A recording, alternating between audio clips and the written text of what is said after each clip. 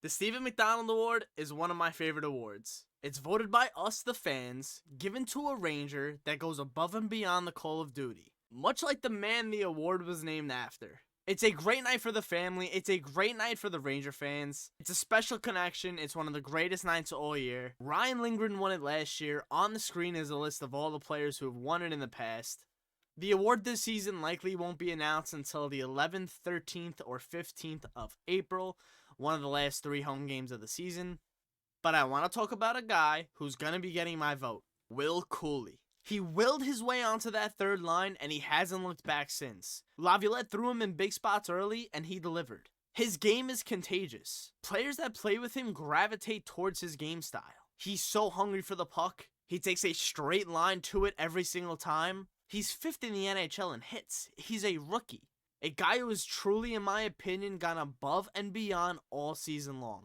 And he's the heart and soul of the bottom 6. That third line has had one constant all year long, and it's been Will Cuylle. Matt Rempe's come in, kind of stolen the show a little bit on the bottom 6, but Will Cuylle made sure Wednesday night he was not forgotten at all. A very solid fight.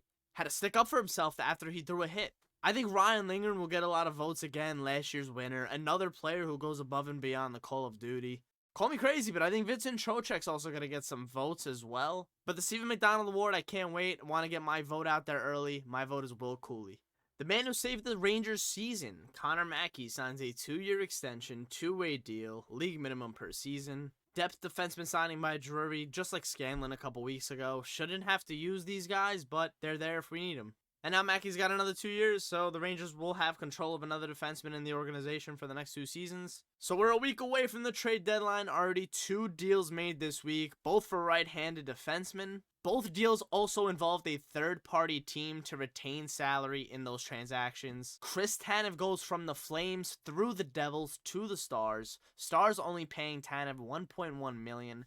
They got a goalie prospect as well. Devils weaponized their cap space last season. They did it again, retaining half on Tanev's contract, $2.2 million. They get a 4th rounder in 26 for doing so. The Flames cashed in on another defenseman they weren't going to re-sign. They get a 2nd rounder in 24 and prospect Artem Grushnikov. The Russian defenseman turns 21 this month, 5 points in 44 games for the Stars affiliate in the AHL. A 3rd round pick in 26 will also go to the Flames if the Stars go to the Cup.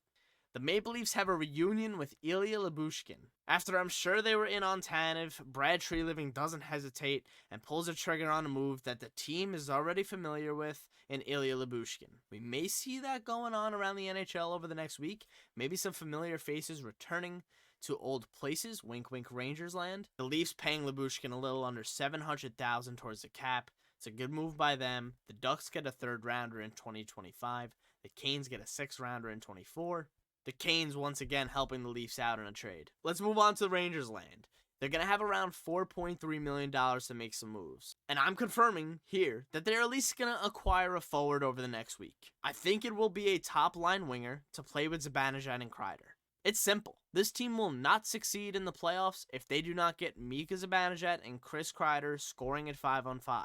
It's been the story of the last 3 seasons ever since they traded away Pavel Buchnevich. They are going through a constant cycle of right wingers that are not meshing with either Kreider or Zibanejad. A right wing merry-go-round. Vetrano can work, and like I mentioned earlier, wink wink, the familiarity with Frank Vetrano. GM of the Ducks, Pat Verbeek, was at the Rangers game Wednesday night. I'm sure they're talking about Vetrano. It's possible it could be a Vetrano and Adam Henrique package. With Kaapo Kakko moving on the first line, I'm sure Pat Verbeek was staring right at him the whole night. And I'm sure Chris Drury's looking at some other options as well. Don't be surprised if he's maybe dipping into maybe some defensemen from the Anaheim Ducks. Radko Gudas. We just saw Ilya Lyubushkin leave the Ducks. But is Radko Gudas the right fit? Eberle and Gord, another winger-center combo. Both of those players have excellent playoff experience. They both make a lot of money, $5 million each.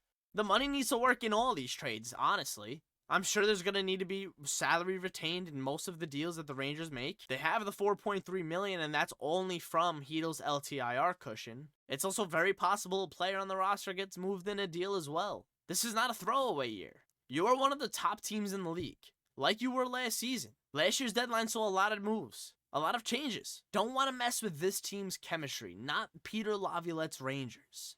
It's a different vibe under him. The right guys need to come into this locker room for this thing to work. Trace Drury has a tough task over the next 7 days. We will see who acquires. I mentioned a defenseman earlier.